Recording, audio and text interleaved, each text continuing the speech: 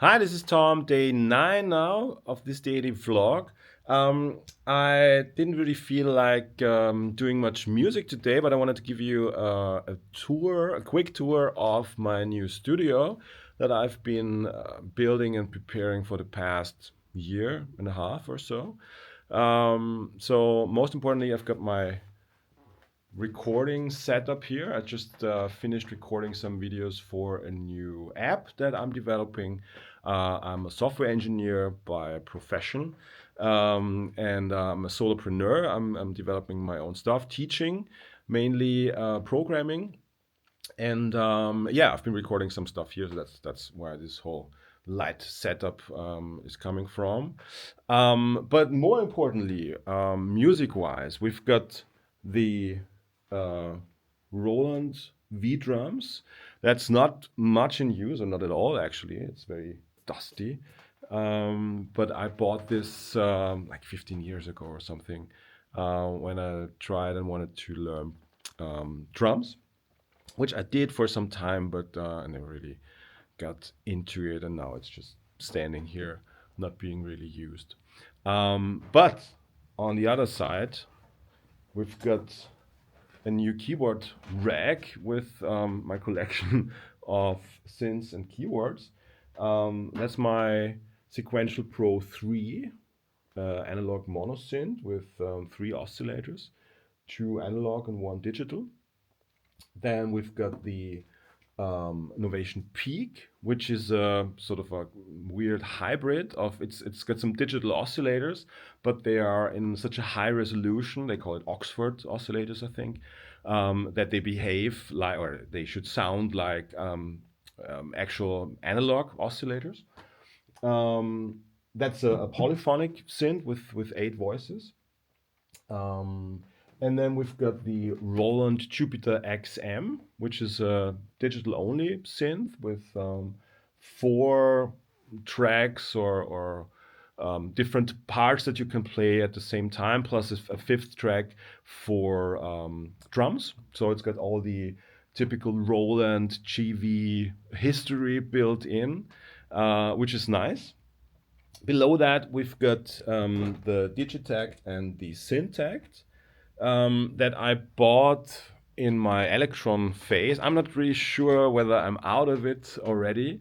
It's very hands-on. Obviously, the Electron sequencer is something that everybody praises. I haven't really used this much live, to be honest. I was participating in sort of a live jam with where you're thrown together with random people, and I had the Syntakt with me, and yeah, it was cool, but I didn't really know too much about it, so I I think I created more noise than anything else with it.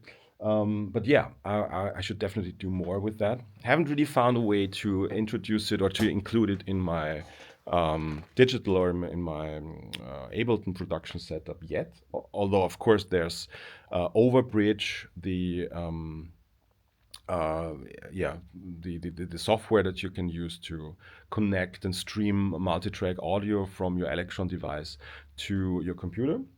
And below that, there's my trusty, I don't know if you can see that, Yamaha SY77. That was the first ever keyword that I bought from an aunt that died, and she left me some money, and I just took it and bought this synthesizer, this first synthesizer that I ever had when I was like 16 or something. So that's quite a long time ago. I upgraded it. Let's see if I can turn it on. Yeah, I upgraded it with a bluish LCD, a new display, because it was getting quite contrast. You couldn't really tell much.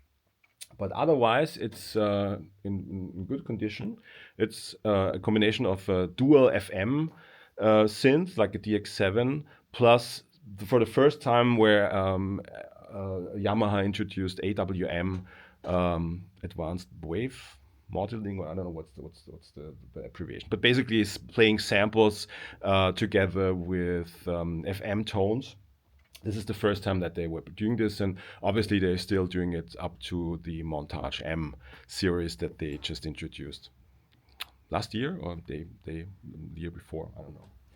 Okay, then on this side we've got below there we've got an X-Air Behringer 18.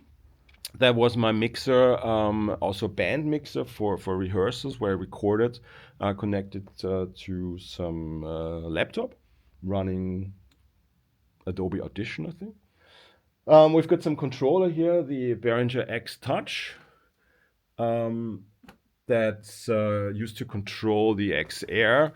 But just recently, a couple of months ago, I got this, the Behringer Wing, which is a nice big fat touchscreen that I like. Obviously, much more inputs. Not that I would need them right now, but with the 16 inputs that the X-Air 18 has, plus 2 aux inputs, we are already. I can't use all the outputs from the synths,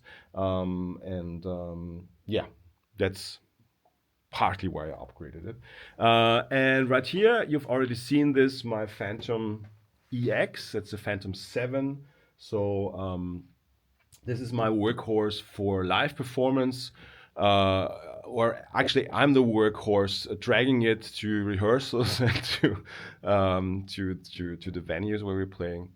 But yeah, I will probably do a video just for about the Phantom EX because it's quite a beast, as I've mentioned before.